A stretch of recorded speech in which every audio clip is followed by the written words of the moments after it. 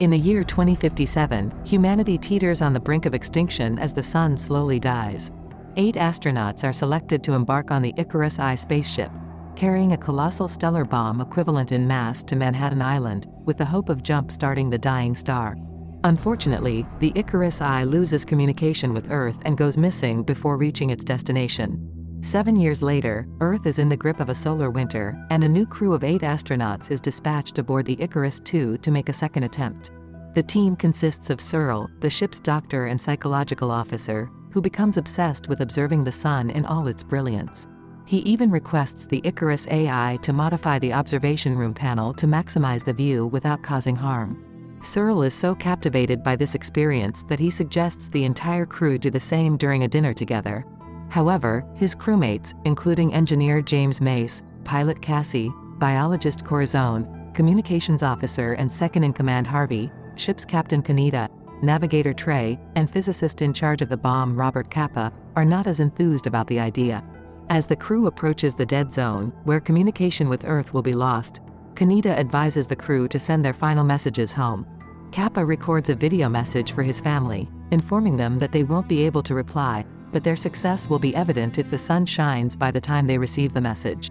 Kappa's message takes longer to record than anticipated, leading to an altercation with Mace. Following a heated exchange, Mace is instructed to have a conversation with Searle, who suggests a 2-hour session in the Earth room. This chamber is specifically designed to simulate their home environment and aid in calming their nerves.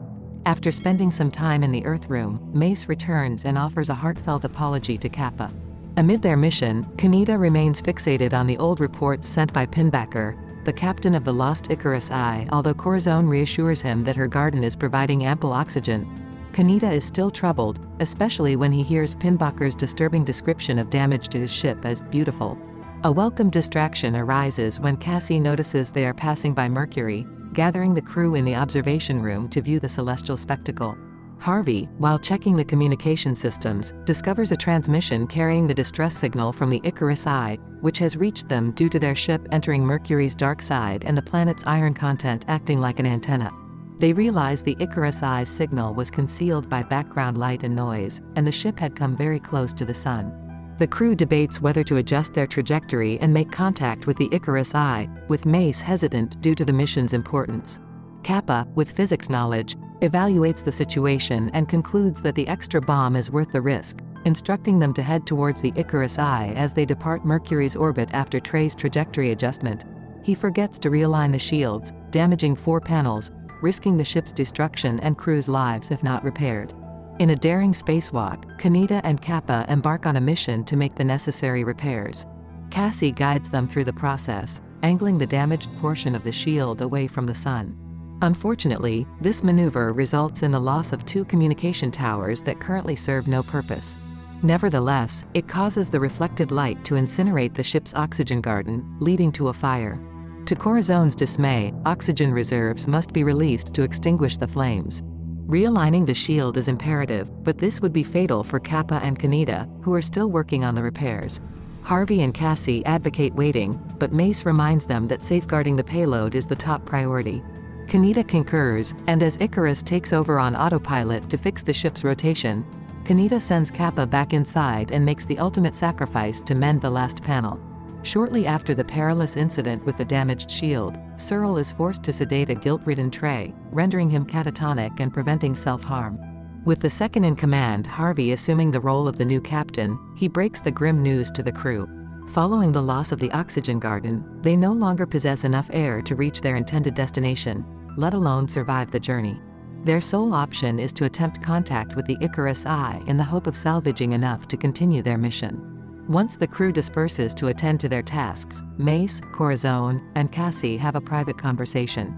Corazon reveals that their current oxygen levels would suffice if 3 individuals were to be sacrificed.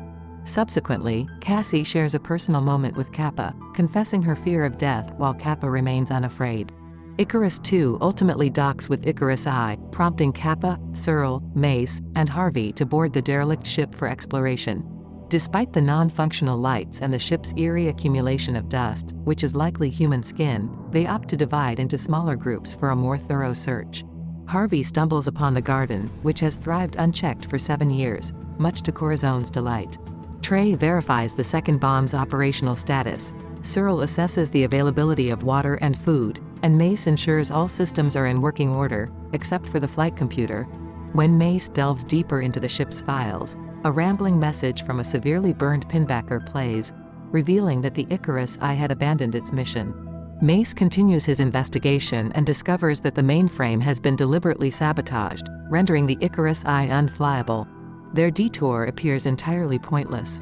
Meanwhile, Searle enters the observation room, where he finally locates the remnants of the Icarus I's crew. Their bodies are charred to ashes, as they allow the sun to consume them. Suddenly, the two ships explosively disconnect, causing destruction to the Icarus I's outer airlock and leaving the 4 men stranded as the Icarus II drifts away. With only one usable suit available, Mace and Searle decide to allocate it to Kappa, who has priority due to his knowledge of operating the payload. Harvey disputes this decision, asserting that he, as the captain, should have priority, but the others disregard his orders. In a desperate bid to save themselves, Mace conceives a risky plan to insulate the remaining crew members from the biting cold of space. They dismantle insulation material from the ship's walls to wrap themselves in it, offering a slim chance of surviving the perilous jump from one ship to the other. However, the malfunctioning computer poses a significant obstacle, as someone must remain behind to manually open the hatch. Searle selflessly volunteers to make this ultimate sacrifice. Cassie expertly aligns both airlocks, and Searle initiates the hatch release. The 3 men propel themselves through the vacuum release, clinging to each other for support. Tragedy strikes when they inadvertently collide with the ship on their way out, forcing them to release their grip. Only Kappa successfully reaches the other airlock, while Mace manages to clutch a handrail. With heroic effort, Kappa pulls Mace to safety. Tragically, Harvey floats away, succumbing to the frigid vacuum of space. Back on the Icarus I, Searle has come to terms with his fate and seeks solace in the observation room, allowing the sun to consume him, as Cassie bids him farewell through the comms. Mace meticulously reviews the ship's activity logs and concludes that the airlock disconnection was not accidental, nor was it due to a malfunction. Given that the men were aboard Icarus I, and the women were on Icarus II, Trey emerges as the prime suspect. However, Kappa expresses doubt since Trey is heavily sedated, making it unlikely that he has the dexterity to manually disconnect the airlocks. Corazon points out that 2 breathers have been lost, and only 1 more must perish for the mission to continue. Mace volunteers to be the one to eliminate Trey. While Kappa believes this madness mirrors what transpired in Icarus I, he acknowledges the greater importance of humanity's future and reluctantly agrees. Corazon aligns with their decision, but Cassie vehemently dissents. Nonetheless, with the majority against her, Mace heads to the infirmary. Armed with an electric scalpel, Mace prepares to carry out the grim task but discovers that Trey is not in his bed. In a grim twist, Trey has taken his own life by slashing his wrists while sitting in the Earth room. Mace summons the crew to witness the tragic scene and shifts the blame for the deaths onto Kappa, citing the mission diversion. In response, Kappa confronts Mace, sparking a brief altercation that is cut short by their diminished oxygen supply, leaving the crew grappling with their dire circumstances. Kappa, during a routine check on the payload, instructs Icarus to assess the crew's biometrics and oxygen consumption. To his shock, Icarus delivers a grim prognosis. They will all perish before they can complete their mission due to insufficient oxygen. Kappa, bewildered, argues that the remaining oxygen should be adequate for 4 people. Icarus then reveals the presence of an unexpected 5th individual on board, currently in the observation room. Kappa hurries to the observation room, only to be greeted by a blinding scene of sunlight. Standing before the viewing panel is a deranged and disfigured pinbacker, whose unhinged ramblings touch on themes of God, angels, humanity, and stardust. Pinbacker, the same individual who decoupled the airlocks, abruptly attacks Kappa, managing to cut his abdomen with an electric scalpel before fleeing. He instructs Icarus to flood the room with full sunlight in an attempt to kill Kappa. However, it proves insufficient, prompting Pinbacker to give chase as Kappa retreats into an airlock and seals the hatch behind him. Pinbacker manually locks the door, preventing Kappa's escape, and then proceeds to remove panels from the coolant tank, causing Icarus to shut down. Meanwhile, Corazon, while gazing at her scorched garden, discovers a tiny, resilient plant sprouting among the debris. She intends to share this discovery with the crew, but Pinbacker intercepts her and fatally stabs her with the scalpel. In the airlock, Kappa, trying to staunch his bleeding, dons a vest from one of the suits, only to realize that he cannot reopen the door when the entire ship loses power. Cassie awakens and, noticing the power outage, ventures out with a flashlight to investigate.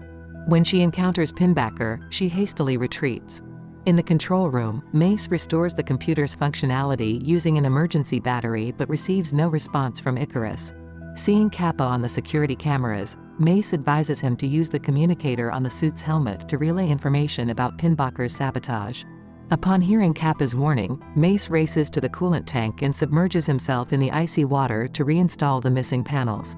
He succeeds in restoring power just in time, moments before Pinbacker corners Cassie in the Earth room, poised for a potentially deadly confrontation. In a desperate bid for survival, Cassie finds herself confronted by the crazed Pinbacker, who, in the dimly lit surroundings, mistakenly seizes Trey. Taking advantage of this momentary confusion, Cassie snatches the scalpel that Trey had used earlier and plunges it into Pinbacker before fleeing. She seeks refuge in the room containing the bomb. Mace, whose leg is trapped in the coolant tank, manages to establish contact with Kappa, revealing that they are in orbit. However, he expresses uncertainty about restoring the computer's functionality and conveys his intention to separate the payload from the ship and manually initiate its detonation. As Mace succumbs to the cold, he pleads with Kappa to fulfill the mission. Kappa dons an astronaut suit, using a torch to create an opening in the door connecting to the hallway. He removes the cover from the emergency button and secures himself to the wall before activating it. This triggers the ejection of the main hatch, and the subsequent pressure combined with the hole in the metal causes the hallway door to explode, granting Kappa access back into the ship.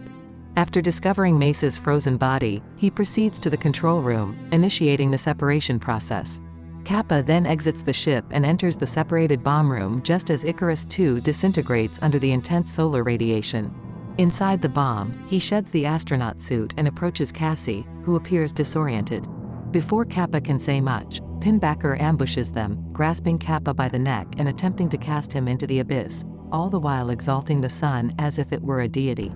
Cassie, snapping out of her daze, rushes to Kappa's aid, and together they manage to free him by tearing the skin from one of Pinbacker's arms. As the bomb nears the sun, Cassie implores Kappa to complete the mission. Ignoring the deranged Pinbacker, Kappa focuses on the task at hand and races to the controls, activating the payload. The bomb detonates, and Kappa watches in awe as the sun reignites, even extending his hand toward it before succumbing to the lethal conditions. Back on Earth, Kappa's sister replays his message one final time before taking her children to witness a sunrise, a sight they haven't seen in years, marking the triumphant rebirth of their world.